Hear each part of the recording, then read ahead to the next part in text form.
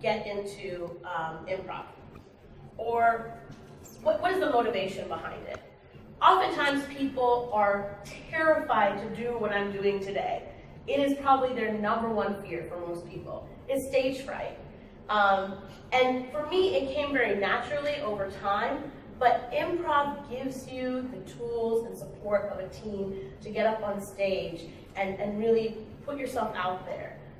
You get to lean on your team, and it's very similar to a workplace atmosphere, because oftentimes you're working with teams. So it also really helps if you need to think on your feet. Oftentimes when we perform improv, we're getting suggestions and then we're just coming up with scenes. And oftentimes in the workplace, there's some critical decisions that need to be met, and improv can really help you with that thinking on your feet ability. Is trust. Trust is a speed enabler. If you have trust amongst your team, it is incredible what it can do for the initiatives you're trying to push. But the thing about trust is that when you open yourself and you become a human being and share those human thoughts and feelings, you're more inclusive to work with that person or work with that team. So trust is a big thing that you learn in improv. You also gain stage presence, how to give presentations, really, take advantage of not using slides to dictate what you're trying to present to a group. If you notice, all of my slides have very little data, there's no charts, it's simply images and words. And what I'm trying to convey is the message. So improv really teaches you how to convey a message on your own, just standing there. The big thing is body language.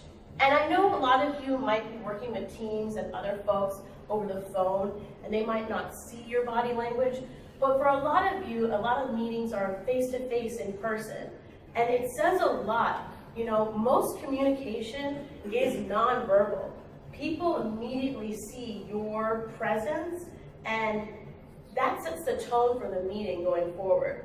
So improv really, gets you conscious of your body language. Second to last is decision making. So, there's all different choices in improv that we can take.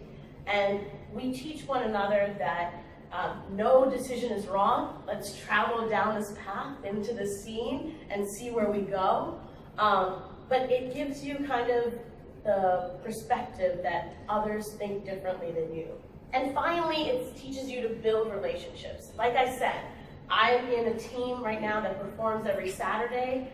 My teammates are an academic advisor, a veterinarian, an engineer, a real estate agent, and myself. And we have a phenomenal team. We have sold out shows, and it's just a great show to watch. So the foundation of improv is this phrase, yes and. When you get into improv, you get into this mythical world where whatever your teammates say to you is fact and is true.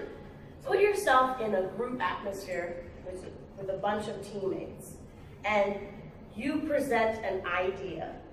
We've worked really hard on this. I know some of you are engineers that spend months developing designs and drawings, and you present it, and the immediate feedback is, no, that's not going to work.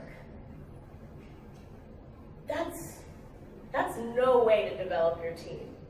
What if you said, yes, I see what you're presenting here, and I have other methods of improving it, or maybe changing the direction of it, but I thank you for the gift that you're presenting me, this hard work that you have worked on. I validate that there's something here. We just need to develop it more and explore the scene that we're trying to present here. I am going to be very silly. I'm going to be very silly. And I'm not going to care about what anyone thinks.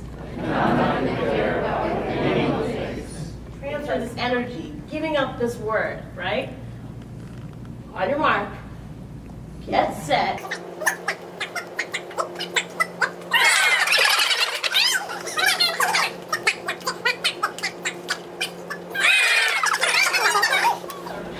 board, and then we had activities and animals as well.